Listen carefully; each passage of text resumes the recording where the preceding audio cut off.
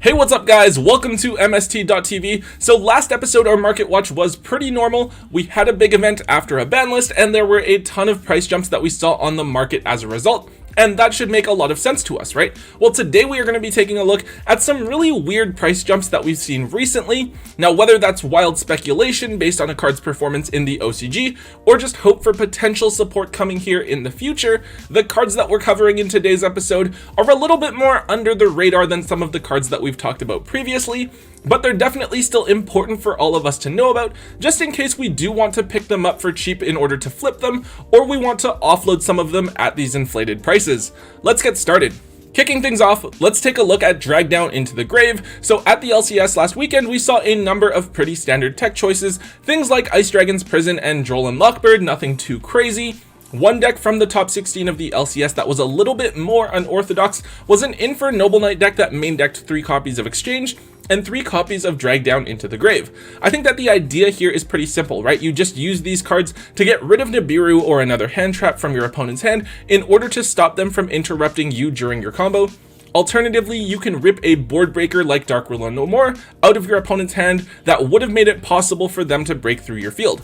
I believe that each of these cards has actually seen some occasional side deck play in the past, but this event kind of took them back into the spotlight again with their main deck usage, and as a result, we've seen the super rare copies of Drag Down into the Grave up at the $4 mark on TCG Player as the only holo printing available for this card. However, there are actually very few quantities on the market before it does become $20 at the lowest.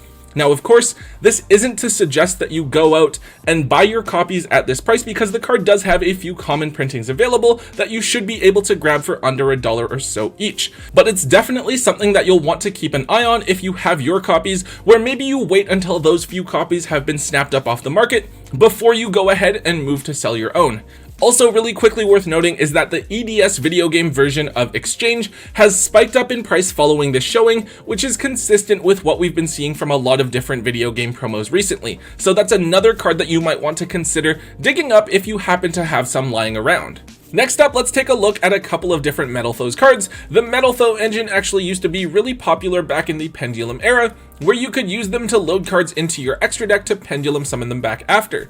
Obviously, the deck kind of fell off when Link monsters were introduced, and despite getting a fancy new Link monster in Electromite, it got banned because it was basically being used by every single Pendulum deck except for Metalfoes. Apparently, however, with some of the new signage being given out to OTS stores in Japan to promote Blazing Vortex, which is the next set we're getting, there is a new Metalfoe monster being shown on the display, so everyone now knows that we will be getting some sort of Metalfoe support in the next set.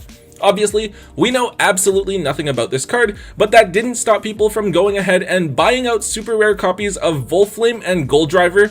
These cards were really important in the Metalfoes deck, though really they were just like 2 more vanilla scales, just like Silvered and Steelin, though they were at higher levels.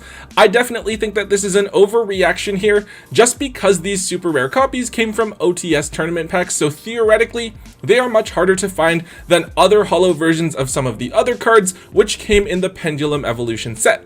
At the moment, we're seeing these cards at around $7 to $8 a piece on TCG Player, though initially they were almost completely gone, and the only ones available were like $20 a piece or something crazy like that. For me, I would be holding off on picking these cards up and just playing the rares if you have them, right? Go ahead and move them at this inflated price, especially because we don't know anything about the cards quite yet. Whether or not they will be good is anyone's guess, but it's almost always going to be the safer move to just go ahead and offload these cards while they're hyped up early on and then secure whatever value you can get.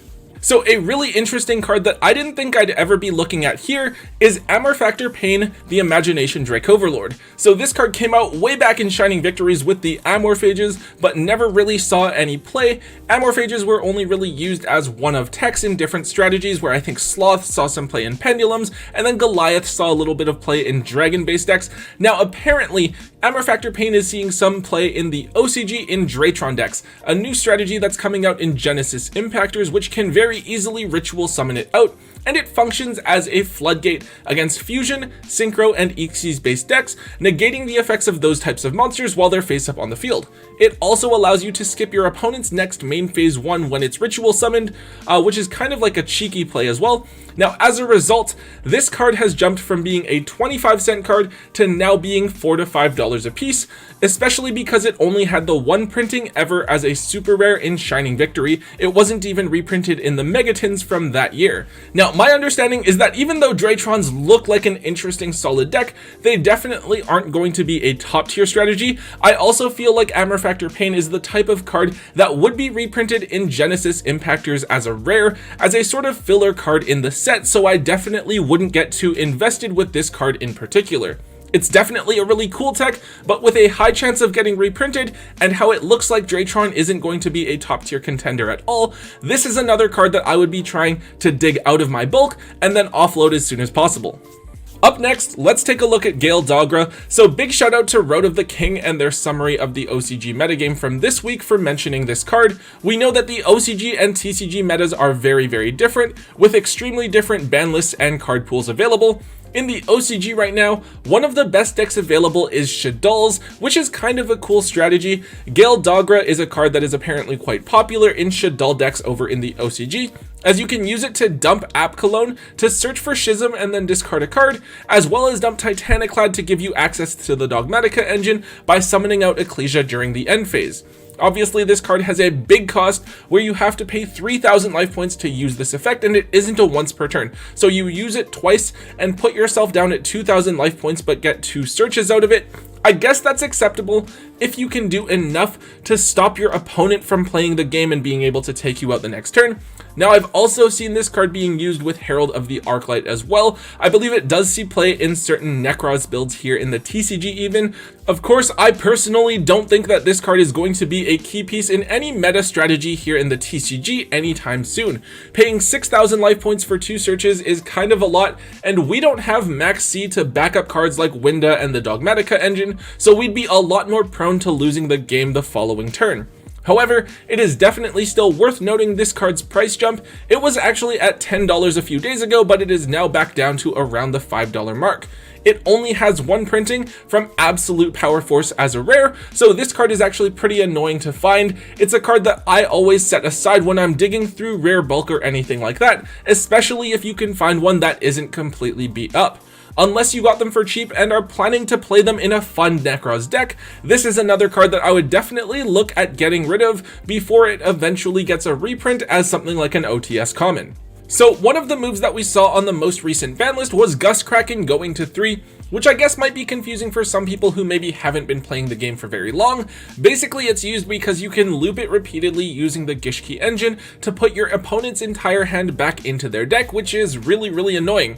Anyways, with all the hand traps that we have in the game right now, I guess Konami decided it's pretty unlikely that you'll actually be able to pull off the hand loop in its entirety that consistently, though I'm sure you could ruin someone's day if you opened up with like a super ideal hand and your opponent had no hand traps. Outside of Gustkraken itself though, one card that I noticed that had gotten relatively expensive is Gishki Mirror, a ritual spell card from the archetype that you can use to summon a Gishki monster, but which also allows you to shuffle it from your graveyard back into the deck and add a Gishki monster from your graveyard to your hand, which is really, really cool. Anyways, this is one of the more key cards in the Gishki deck if you are wanting to play it, so of course it has jumped up in price a bit, and it's another one of those cards with only a hidden arsenal printing and a dual terminal printing. Right now the DT copies are like $10 each, and the super rares are around $4 each, which is relatively high, though we have seen higher from random dual terminal cards before. Hopefully by now you guys understand the trend in this video and know that I am going to recommend offloading this card while you can, if you can find someone who actually knows how to do the Gishki hand loop perfectly and wants to try doing it at locals and losing all of their friends. The ability to pull off that whole Gishki hand loop just isn't the same as it used to be several years ago, so please don't buy into that hype and get whatever value you can from moving the cards as soon as possible. Another card that has largely disappeared from the market is the ultra rare version of TG Striker, a very cool card that has a number of different uses. This card is both a warrior and a level 2 tuner, so you can special summon it off of the effects of either Halki Fibrax or Isolde, and then use it to go into Martial Metal Marcher. However, it can also be used to make either Halki Fibrax or Isolde without burning your normal summon, as you can special summon it if your opponent controls a monster but you don't. As such, this card does feel pretty versatile, though it isn't a fire monster, so I don't necessarily know if it's going to be used in something like Infernobles, or if we'd be looking at using it in some sort of other Isolde Halki Fibrax combo sort of deck.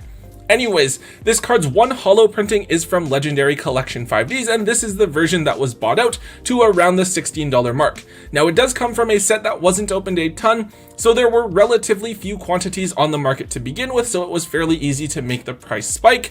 That being said, even though it was bought out, it is going to take a little bit longer to drop back down in price on TCG Player, because just not as many people will have the quantities available to list.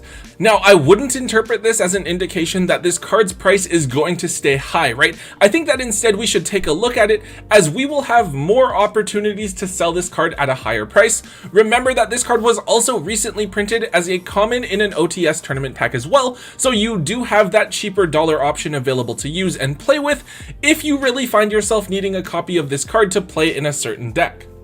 So this was a really strange price spike, but apparently super rare copies of Raigeki Break have almost completely disappeared off the market, with the cheapest now being listed at around the $14 mark.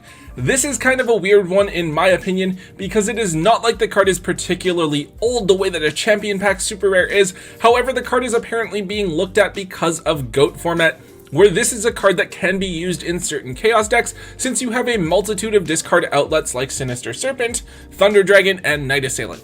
Now personally, I'm not too big of a fan of this card in GOATs. I play a pretty standard GOAT control list, so I'm not too familiar with how the Chaos builds work, but I feel like this card can be kind of underwhelming. Like, if you don't have one of those discard outlets, it's pretty bad, right? But also, you already have Dust Tornado to get rid of back row, and then Nobleman of Crossout to get rid of face down monsters. I guess you could get rid of like BLS or Chaos Sorcerer or Parshath with it.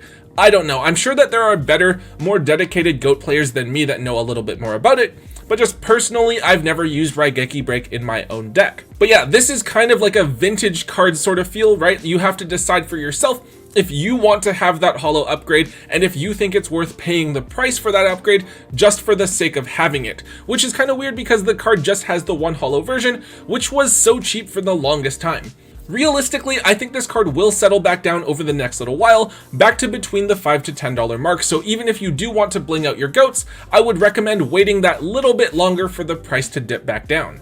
The last card that I'm going to talk about here is one that I have noticed creeping up very slowly in price, but without a clear catalyst. Chaos Ruler the Chaotic Magic Dragon is a secret rare out of Rise of the Duelist that is a really amazing card, allowing you to reveal the top 5 cards of your deck, add a dark or light monster from there to your hand, and then dump the rest of the cards to your graveyard, and then also banish a light and dark monster from your hand and or graveyard to summon this card as a free extender out of the grave.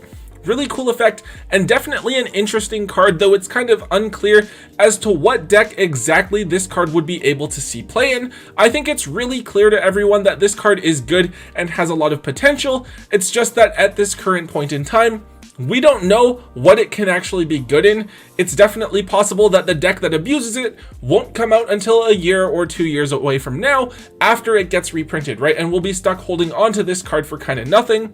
Still a really interesting card. It's just that I think everyone is kind of thinking and waiting for the same thing, so people are gradually just picking up whatever the relatively cheap copies are in anticipation of some sort of crazy price spike when someone figures something out.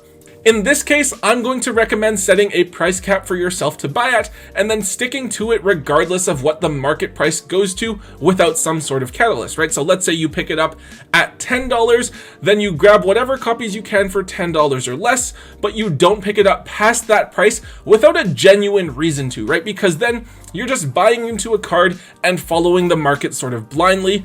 Definitely try and avoid going too crazy with this card and picking them up at too high of a price point, because it can be really easy to buy into it with everyone else.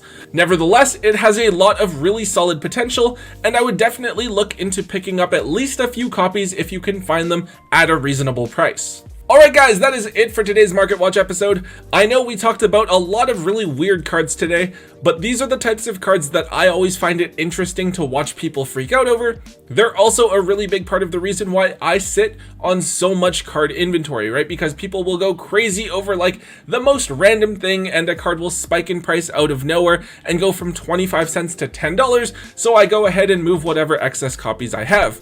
Anyways guys, if you enjoyed today's Market Watch video, please be sure to hit that thumbs up button for me and let me know. It does help out a ton. Also, make sure you leave a comment in the comment section down below about what other cards might be spiking on the market that maybe I haven't talked about yet, so I can potentially cover them in a future Market Watch episode.